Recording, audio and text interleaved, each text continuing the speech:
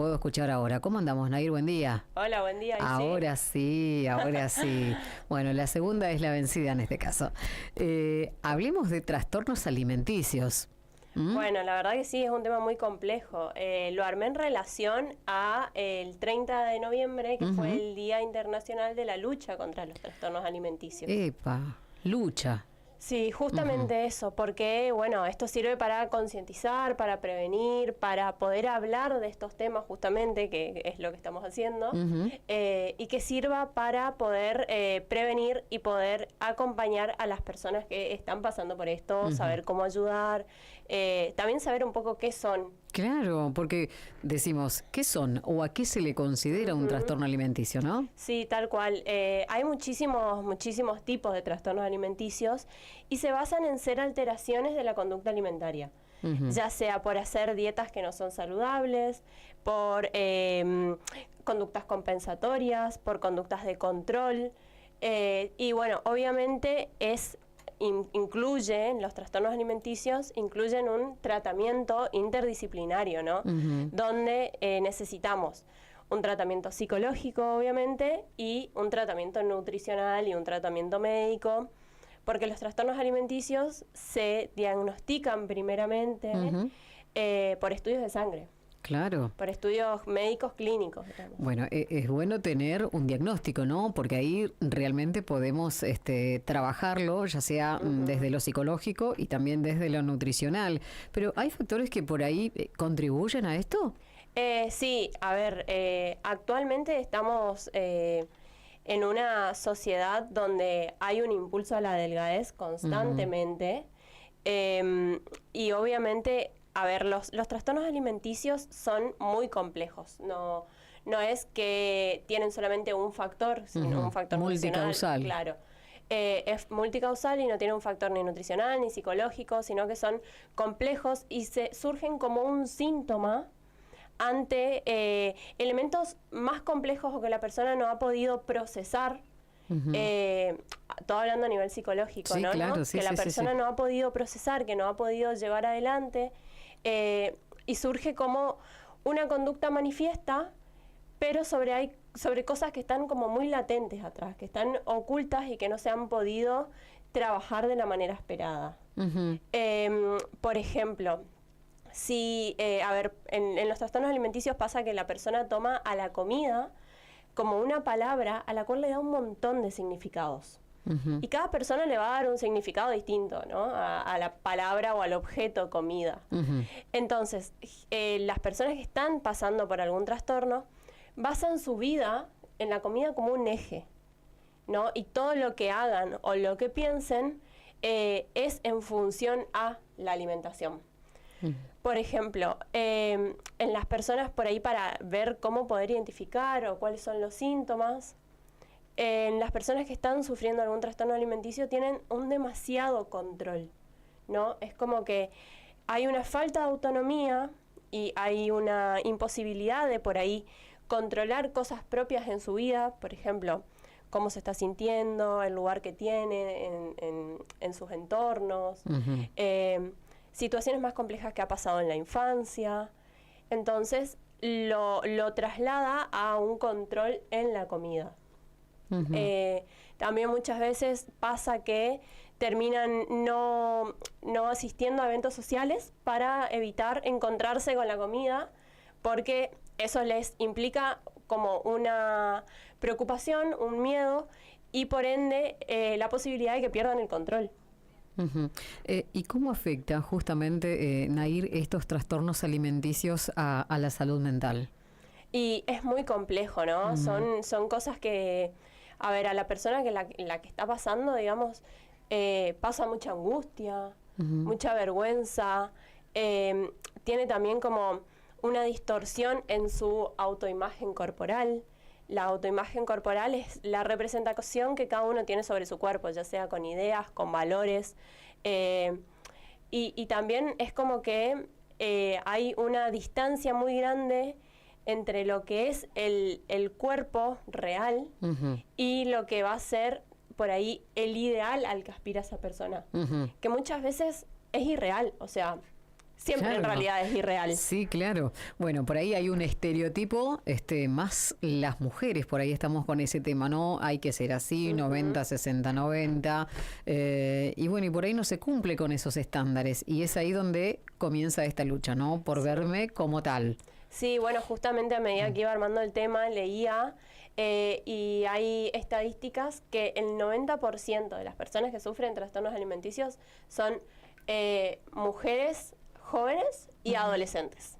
Mujeres también. Ujú. ¿No? Es Claro. como que tenemos una imposición muy grande a nivel cultural y social en nuestro país que impulsan a la delgadez. Y esto obviamente cuando no llegas a cumplir estos ideales, a muchas personas les produce baja autoestima, no empezar a aceptarse Ujú. como persona, no aceptar a su propio cuerpo, también tener una preocupación por la ingesta, por los encuentros sociales, como te decía hoy. Ujú. También, Quedan como al margen, ¿no? sí, justamente, pero ¿por qué? Porque es como que ellos todo el tiempo buscan un perfeccionismo. Ujú. Al que te decía hoy no van a llegar nunca. Entonces, es como que cuando no llegan a ese perfeccionismo al que por ahí mentalmente quieren, Ujú. empiezan como estas conductas compensatorias, ¿no? De, bueno, comí tanto, entonces no hago tal cosa, o hago tal cosa y no voy al evento social. Ujú. Pero es un sufrimiento eterno. Sí, Un justamente, estrés. Ujú. justamente. ¿Aumentaron los casos, las consultas, digo, por esto? Aumentó mucho, ¿sabías que aumentó mucho después de la pandemia? Todo, si bien antes ya había mucho, después de la pandemia pasamos a ser el segundo país a nivel mundial con más casos de trastornos alimenticios. Ah, mira, tremendo, ¿eh? Sí, sí, sí, después de Japón. O sea, a ese nivel estamos. Sí, Mira, bueno. A ver, hablando un poquito sobre los síntomas, ¿cuáles son por ahí los síntomas más comunes en trastornos como, por ejemplo, la anorexia, la bulimia? ¿Se puede saber? Digo, ¿podemos darnos cuenta nosotros solamente con tal vez controlar un poquito el comportamiento de alguien?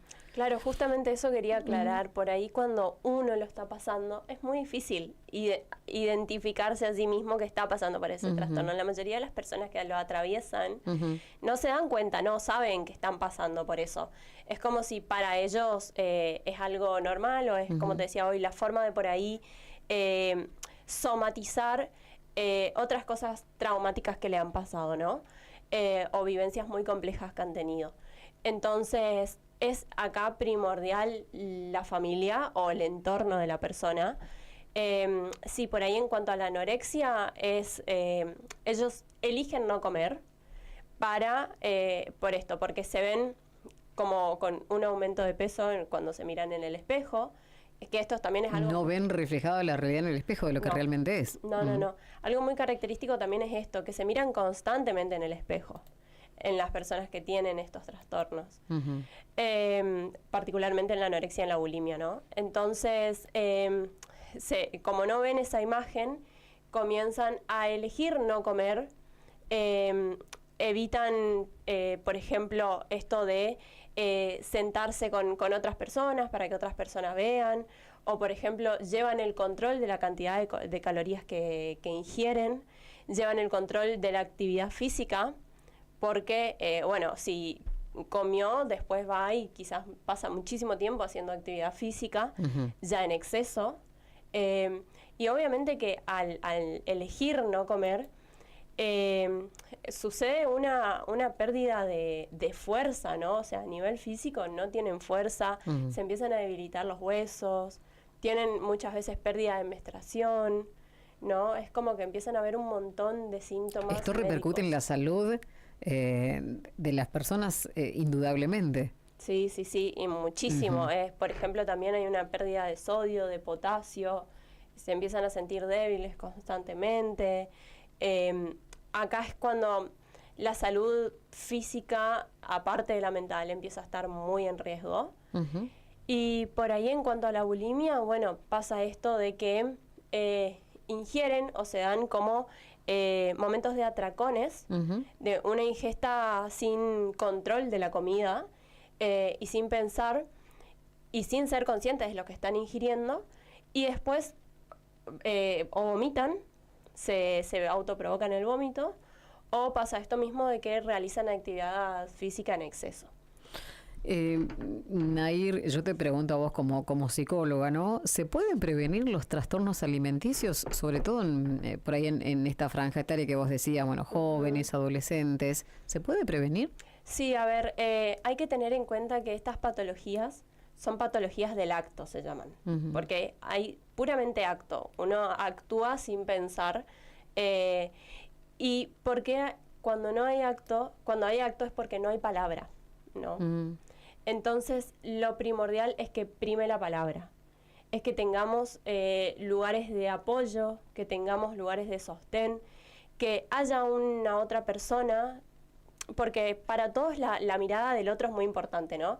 Entonces, si esta persona sabe y puede confiar en otros, que se pueda apoyar en esas personas, que esa otra persona les pueda hablar. Pero es importante que yo reconozca que tengo un problema, porque si no lo reconozco por ahí y decir, no, pero no es mi caso. Sí, justamente eso, o sea, es muy importante que la otra persona te pueda hablar, que te pueda preguntar cómo estás, que te pueda hacer dar cuenta de las cosas, pero también algo clave en la recuperación de una persona que está pasando por esto es que tenga una posición activa en el proceso. Si no, va a ser muy difícil de llevarlo adelante. ¿Cuál es el impacto por ahí de las redes sociales, no? Yo pregunto porque por ahí los estándares de belleza sobre justamente los trastornos alimenticios uno ve, bueno, perfección parece, ¿no? Y muchas veces no es la realidad misma. Sí, tal cual, tal cual.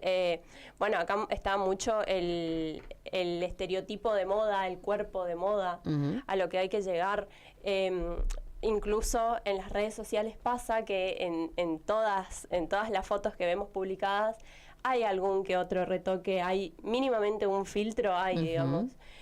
Obviamente, si hablamos de retoques con Photoshop, con otras formas de editar, aún mucho más. Y son aspectos que nos aparecen como esto que te decía hoy, ideales a alcanzar. Como la persona que lo ve siente que tiene que ser como fulanita, ¿no? Claro. Y eso obviamente hace que al no llegar a eso se sienta rechazado. Una frustración. Sí, y se sienta rechazado también por su entorno. O sea, a nivel de ideas, ¿no? Que aparezcan en ideas en la persona que, bueno, me van a rechazar, no me van a incluir, no soy lo que el otro quiere. Porque sí, a ver, es como que Pero esto pasa en la cabeza de cada uno nada más, no es la realidad misma. No es la realidad. Claro, bueno. Y a ver, ¿y cómo podemos, no? ¿Cómo podemos ayudar a alguien que está pasando por una situación como esta? Sí. Hablando psicológicamente, ¿no? Bueno, primeramente es importante el apoyo del entorno, como te decía hoy. Y sí o sí se necesita un tratamiento interdisciplinario con nutricionista, médico clínico, un psicólogo. Y si hablamos así de ayudar entre nosotros a alguien que tengamos cercano que esté pasando por esto, lo primordial es ayudarle a identificar qué le está pasando detrás de eso, ¿no? Detrás de ese síntoma, que si está angustiado, si tiene situaciones que le están doliendo, si ha vivido situaciones o vivencias en su infancia que le han quedado como muy marcadas, que podamos ayudarlo a identificar sus, por ahí decirlo, vulnerabilidades, ¿no? Las cosas que le ponen mal.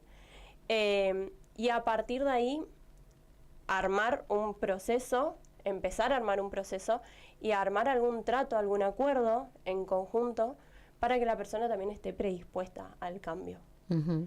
Claro, porque por ahí me quedé pensando, ¿no? Por ahí uno ve una imagen y dijo, ay, yo me quiero parecer a fulano de tal. Pero hay muchas veces que esto no se va a lograr por una condición genética también. Entonces, también tenemos que ser realistas en este tema, ¿no? Y cuando aspiramos a algo, ver que se pueda cumplir. Sí, si no, vamos a pasar la vida, sintiéndonos frustrados. Sí, yo creo que ahí hay que limitar mucho las creencias que uno mismo tiene y la forma de verse, digamos.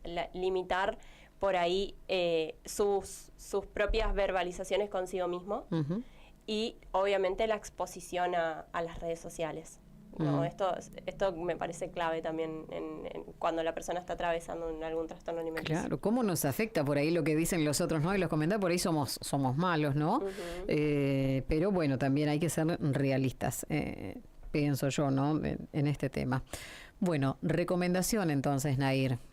¿Alguna Sí, bueno, a ver, primeramente que podamos poner en práctica para evitar estos trastornos alimenticios? me parece muy importante hablar, que hablemos con nuestros entornos sobre esto, que quizás estemos alerta también sobre estos síntomas que venía hablando hoy, sobre la vergüenza, la culpa, el sentimiento de culpa es muy fuerte acá. Que podamos estar alerta si alguien de nuestro entorno está pasando eso. Hay una franja etaria que está más